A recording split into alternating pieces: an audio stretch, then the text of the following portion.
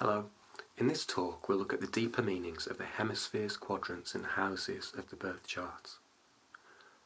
Each major celestial body in our solar system, including Earth, corresponds to an important function operating within terrestrial wholes. Just as Earth is the standpoint from which we observe the celestial sphere, so the Earth function in the individual psyche gives rise to a focal point from which the drives associated with other celestial bodies and the values associated with different zodiacal stages are experienced as my drives and values.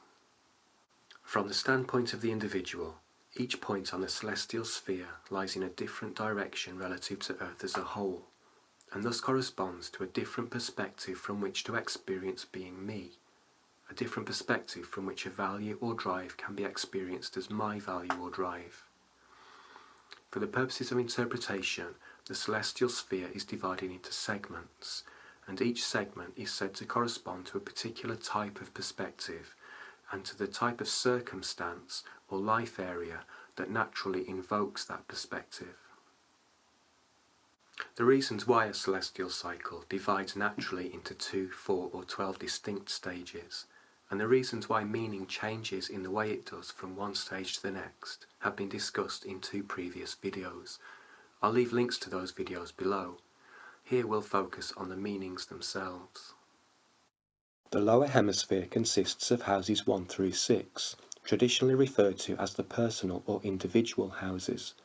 It corresponds to the experience of being first and foremost an individual, and the circumstances that prompt the development of individual identity, test the individual's capacity for self-sufficiency and autonomy, and call for the generation of new form and thus new consciousness. The upper hemisphere consists of houses 7 through 12, traditionally referred to as the social or collective houses. It corresponds to the experience of being first and foremost a constituent part of various collectives or other encompassing wholes, and the circumstances that prompt the cultivation of a sense of relatedness, test the individual's capacity for cooperation and mutual understanding, and call for the development and spreading of consciousness. The left hemisphere corresponds to the experience of being someone with a unique viewpoint, and the circumstances that test the individual's capacity to respond to impulses arising from within. The right hemisphere corresponds to the experience of being someone who is an integral part of a consensus reality, and the circumstances that test the individual's capacity to respond to opportunities for increasing integration. The lower left quadrant corresponds to the experience of being an individual whose identity is defined from within, and circumstances that provide space for self-discovery through spontaneous self-expression. The lower right quadrant corresponds to the experience of being an individual who is subject to an internal and external order, and circumstances that call for internal and external integration. The upper right quadrant corresponds to the experience of being a collective participant who can grasp underlying principles and achieve mutual understanding with others, and circumstances that call for cooperation, the acquisition and sharing of knowledge, and the building of community. The upper left quadrant corresponds to the experience of being a collective participant who can express the potential inherent in encompassing wholes by following the guidance from source that arises from within, and circumstances that call upon the individual to act as a catalyst for social cultural transformation. On another level, this quadrant corresponds to the experience of being someone who can find immediate fulfillment through relating to others in an authentic manner, and circumstances that provide opportunities for this.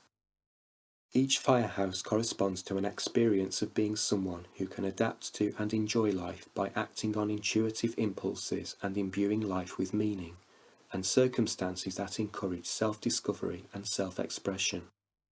Each earth house corresponds to an experience of being someone who can adapt to and enjoy life by working with the order inherent in one's own nature and the world in general, and circumstances that involve dealing with concrete reality. Each air house corresponds to an experience of being someone who can adapt to and enjoy life through clear thinking and adherence to principles, and circumstances that involve learning and communicating.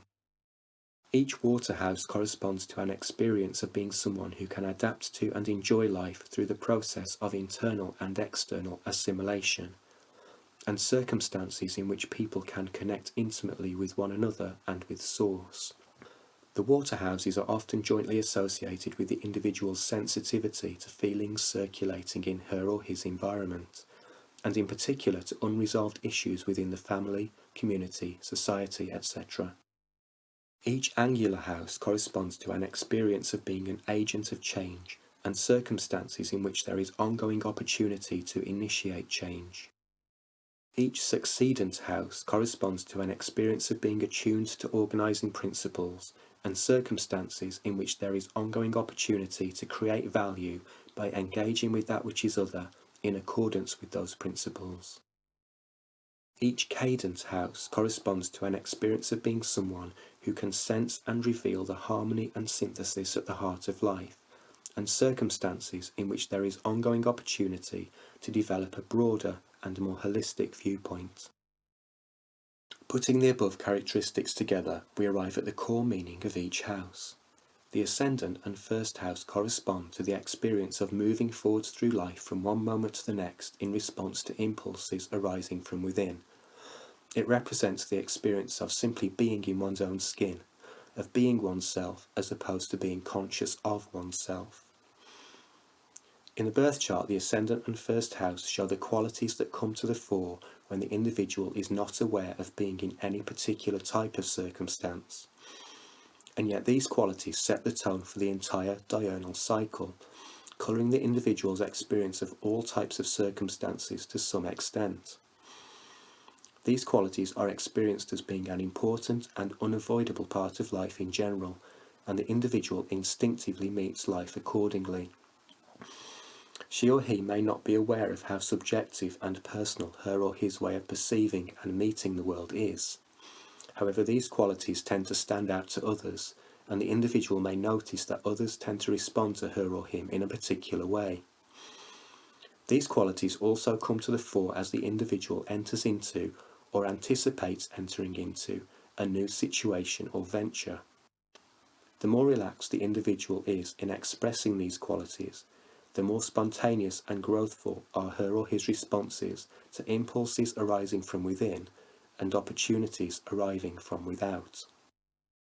The second house corresponds to the experience of being a unique and autonomous individual who can be self-sufficient and potent, and who can express her or himself in tangible ways by utilising available resources. This house corresponds to circumstances in which capacities and other resources are acquired, developed, maintained, and utilised, and circumstances in which a personal value system is used to make decisions. Thus, the second house is associated with, for example, talents and inherent traits, the body as the instrument of the personality and the will, income, finances, and wealth, self-worth, security, and values. In the birth chart, the second house shows the qualities that the individual experiences as important and unavoidable when focusing on such things. The third house corresponds to the experience of being a unique and autonomous individual who can become familiar with objects, ideas, tasks, people, and locations in order to ensure freedom of movement, to facilitate further learning and exploration, and to communicate her or his viewpoint to others. It corresponds to circumstances in which the individual navigates her or his environment on automatic pilot, and which tend to be seen as having little significance in the wider scheme of things, and circumstances in which the mind is discovering and learning.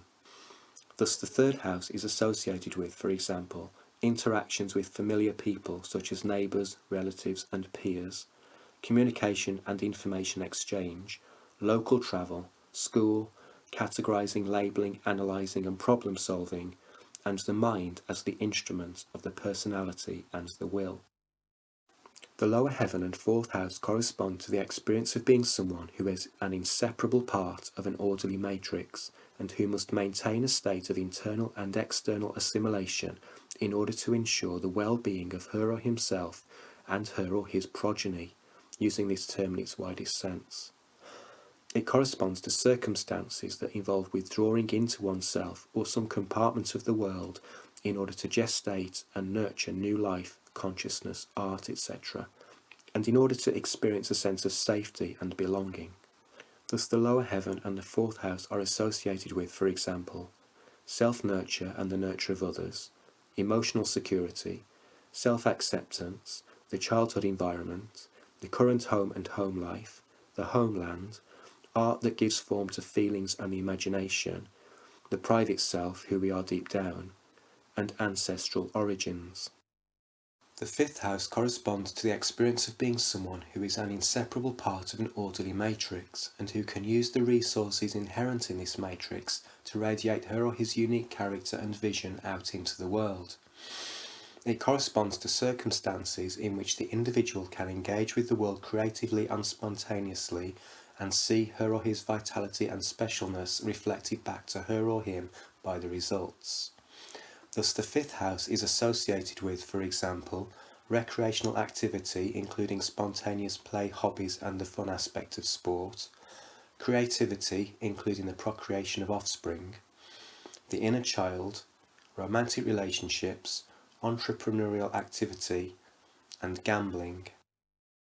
The sixth house corresponds to the experience of being someone who is a compartment of an orderly matrix and who can acquire the skills and understanding necessary to achieve a state of internal and external integration.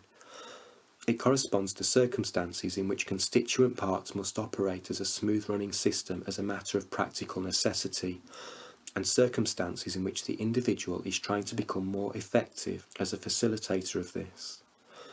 Thus the sixth house is associated with, for example, mundane tasks, interactions with co-workers, employers and employees, training, apprenticeship and discipleship, the healing and maintenance of the body-mind, the body as intermediary between the personality and the greater whole, and self-purification.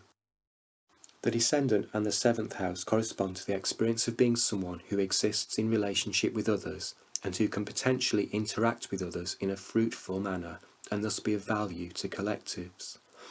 While the ascendant is the point of awareness of oneself as a subject of experience, the descendant is the point of awareness of oneself as an object of the experience of others.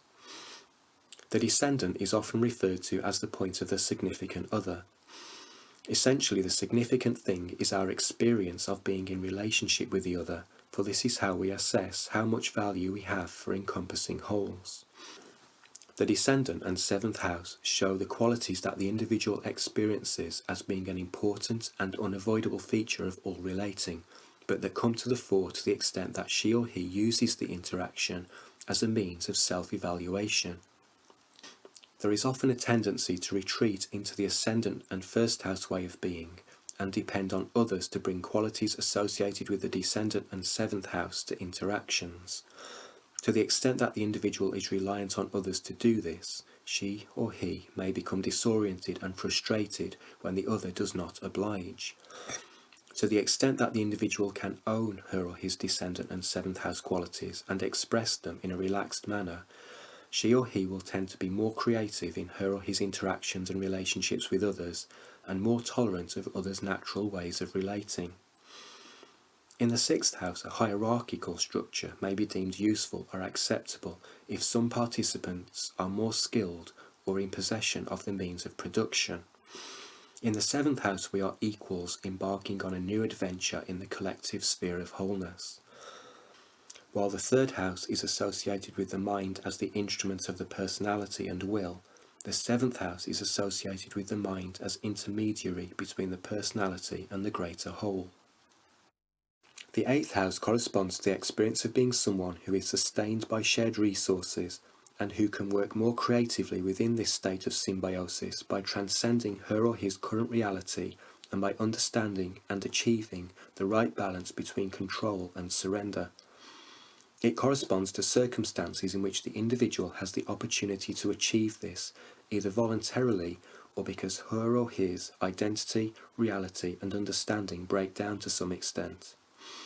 Thus the eighth house is associated with, for example, shared resources, banking, investment and big business, inheritance, ecology, emotional sexual intimacy, shared emotional experiences in general, sensitivity to emotional undercurrents, traumatic or transformative experiences, deaths, investigation and research, that which is buried or hidden, psychoanalysis, psychotherapy, etc., the astral plane, the study of metaphysics and the occult, taboos, and power struggles. The ninth house represents the experience of being a protagonist in the unfolding of a story of some significance, someone who has a meaningful connection with a greater power or plan and is sustained and vitalized by this. It corresponds to circumstances in which the individual is trying to formulate a broader understanding of life or align her or his identity and will with something universal and archetypal. Thus, the ninth house is associated with, for example, the God image, divination, assumptions about what lies over the horizon, travel to other cultures, philosophy and religion, teaching and publishing, advertising and propaganda, collective trends and aspirations, and communication through symbols. The midheaven and 10th house correspond to the experience of being someone who can play a productive role in advancement of a collective by maintaining a sense of personal integrity. It corresponds to circumstances that involve working to make practical improvements to a collective by following the lead of a higher authority or by exercising authority oneself. Thus, the 10th house is associated with, for example, career, vocation and calling, authority figures, the government, prestige and influence, public image, and the body as an instrument of source or spirit. The 11th house corresponds to the experience of being someone who can relate to others in a way that draws maximum pleasure from and or promotes the further advancement of a culture. It corresponds to circumstances that involve joining with others of like mind, especially where there is a strong sense of group identity.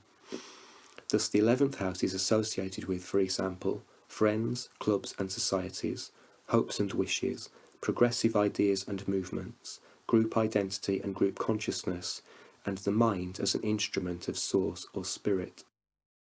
The 12th house corresponds to the experience of being someone who is ultimately at one with source, someone who is bereft when alienated from source and deeply fulfilled when connected with source.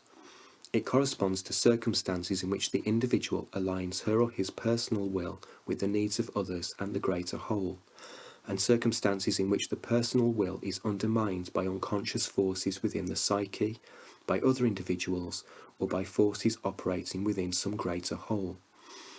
Thus, the 12th house is associated with, for example, spirituality and redemption, meditation, prayer and retreat, enemies working behind the scenes, the dissolving of structures of consciousness, confusion and enchantment, sacrifice and martyrdom, sensitivity to unresolved issues of collectives, hospitals and prisons, museums as storehouses of the past successes and failures of collectives, and inspiration from a higher realm. A collective may deem it necessary to confine an individual within some kind of institution as a means of cleansing society. Ideally, this is done in an attempt to heal the individual so that she or he can be integrated back into society, and is accompanied by collective soul-searching about what could be done to improve society so that in future such individuals are better supported right from birth. The subjects discussed in this video are explored in greater depth in this book. Use the subscribe and notification buttons to be told when further videos are uploaded, and please share this video if you think others may find it useful.